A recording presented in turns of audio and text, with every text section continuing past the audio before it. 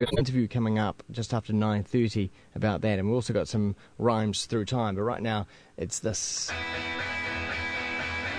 Live from the New Scientist Labs, it's Janine Young with Wammo on Kiwi.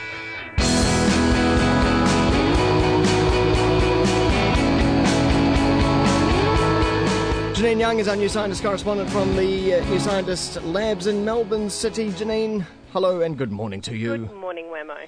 Today, the first topic we're looking at, how much are you influenced by colour? Now, I think this is in relation to sport, is it not? It is, but it can also be relevant to other parts of our lives as well. You'd think that colour makes a difference when you're in a room. Often they talk about, blue being, I think it's calming, and green being relaxing, or whatever it is. And so from that point of view, we know that colour can, in fact, have quite a strong influence on our mood. But what it also can do is influence the outcome of a fight or a soccer match or even exam results. And that last one is perhaps the most concerning. Yeah. It seems that when video bouts of taekwondo were put up against 42 experienced referees, and that's the key, they were experienced, they knew what they were doing. They scored them, and then they played the same clips again, but they manipulated it so the clothing colours were swapped around, because in taekwondo, one person is always given a red vest, and the other one's given blue.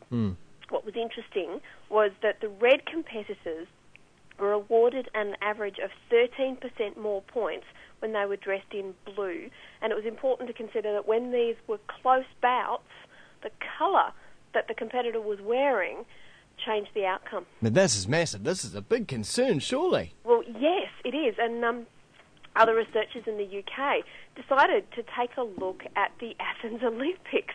They were looking at the bouts again to see whether or not colour made any difference. And they found that 55% of the bouts through the martial arts, taekwondo, that kind of thing, were won by people wearing red. But when the fight was close, 62% of the bouts were won by people wearing red. So it's no good if you're rubbish. It's not going to make up for the fact that you have no skill. Right. It's if it's very close. Exactly. It'll tip the balance if things are close, and if you both have a close kind of ability and you're both evenly matched. Colour actually tips the balance, because we and animals, and they're finding this particularly in animals, have this innate ability to recognise red as signalling danger or dominance or aggression and ironically I'm sitting here wearing red. It's only just occurred to me I've put a red top on. But you're going to win today. Well, I do have a little bit of a stoush coming this morning at work, so maybe I've done this without realising, but it also might explain why, again, an assessment of sport, but English Football League, through 56 seasons, they found that teams with the first choice kit of red finished higher in the league and won more games, which might explain why Arsenal, Liverpool and Manchester United have won 38 out of 63 titles between them since World War II. Fascinating stuff. But Really fascinating. We have this innate ability to recognise red as being dominant or aggressive or, somehow something we should be afraid of. Is that why CEOs wear red ties? I could offer another suggestion for that, because I don't think there's ever an excuse for a really big, bad, fat red tie, but it could be.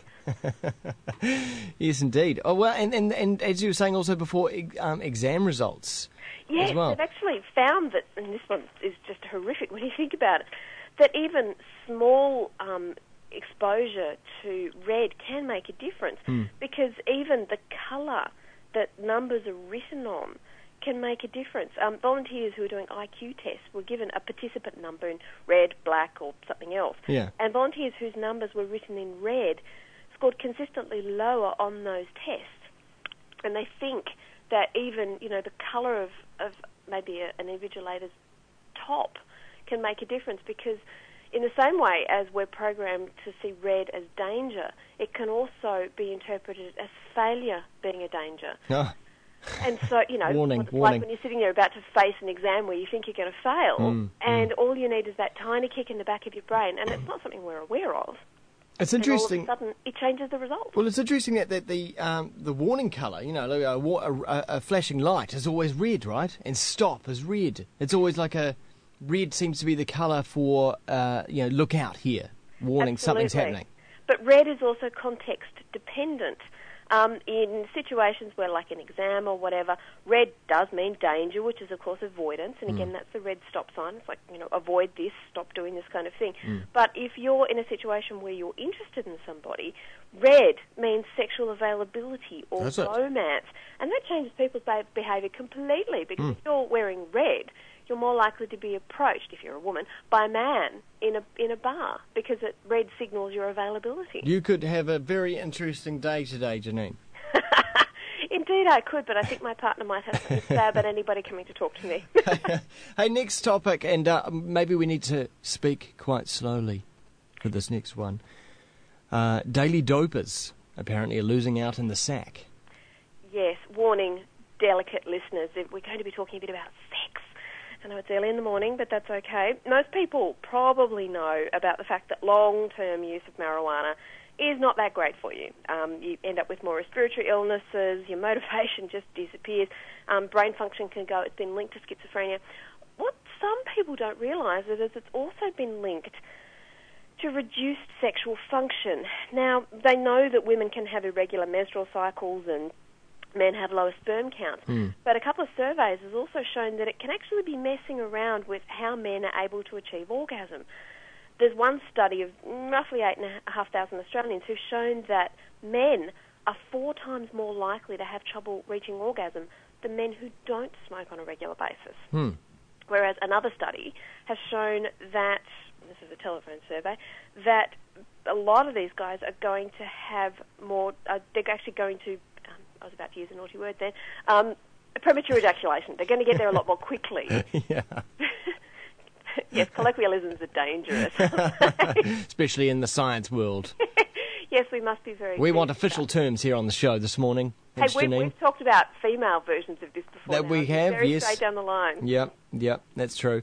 Well, this kind of, I suppose, makes sense because, if you're smoking marijuana daily, you kind of are probably numbing things down, and that includes a wide range of things, not only feelings and experiences, but that would include, physical feelings, I guess. And that's the thing, because, the process of reaching orgasm is not a simple one. It's as much in your head as it is inside your body. It's a complicated process. So the fact that it's messing around with your hormones to start with, I don't think it's really all that surprising that you're going to have more difficulty. These studies have also found that women, even though they don't have the same sorts of problems in that department, are actually more likely, 7 times more likely, to have been diagnosed with a sexually transmitted infection in the previous year than non-smokers. And again, I don't think that's surprising either, because it lowers your inhibitions and you sort of feel a bit happy and you don't think so much about what you're doing, which means that you're less likely to use condoms, you're more likely potentially to be involved with people perhaps you shouldn't be involved with. And so you can actually see a fairly reasonable rationale for why a lot of these things are happening. Fascinating. Janine Young, thanks very much for telling us about those stories that'll be in the New Scientist magazine coming out next week. And talking about next week, you'll be back. I will. Cheers, Janine. See ya. See ya. Track now from The Sun and the Wolf.